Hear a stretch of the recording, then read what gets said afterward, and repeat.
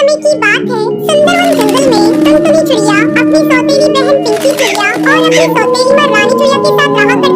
टुनटुनी की माँ टूनी चिड़िया की मौत कुछ महीनों पहले एक सांप के काटने के कारण हो गई थी।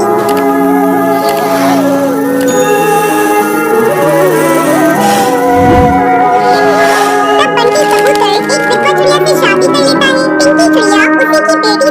पिंकी चिड़िया टुनटुनी पर बहुत अत्याचार करती थी। एक दिन टुनटुनी खाना पका रही थी, तभी पिंकी वहाँ आती है और टुनटुनी से कहती है, मैंने तुमसे चाय मांगी थी, अभी तक मुझे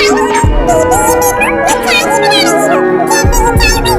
दीदी ये देखो, मैं चाय ही बना रही हूँ, जैसे ही चाय बन जाएगी मैं आपको ला कर देती हूँ। थोड़ी देर बाद टुनटुनी चाय लाकर पिंकी को देती है। चाय पीते ही पिंकी टुनटुनी पर चिल्लाने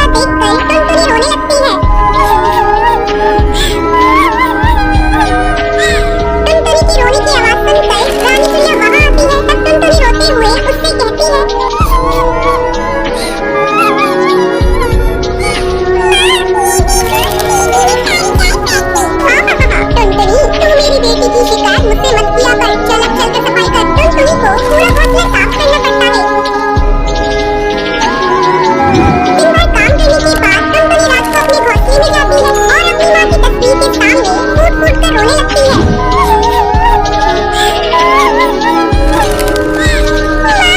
वो चाय के प्याले को फेंक देती है। पिंकी चिड़िया का गुस्सा देखकर टुनटुनी रोने लगती है। टुनटुनी की रोने की आवाज सुनकर रानी चिड़िया वहाँ आती है। तब टुनटुनी रोते हुए उससे कहती है, टुनटुनी तू मेरी बेटी की शिकायत मुझसे मत किया कर, चल अब चलकर सफाई कर। टुनटुनी को पूरा घोंसला साफ करना पड़ता है। दिन भर काम करने के बाद टुनटुनी रात को अपने घोंसले में जाती है और अपनी माँ की तस्वीर के सामने फूट फूट कर रोने लगती है। घर से बाहर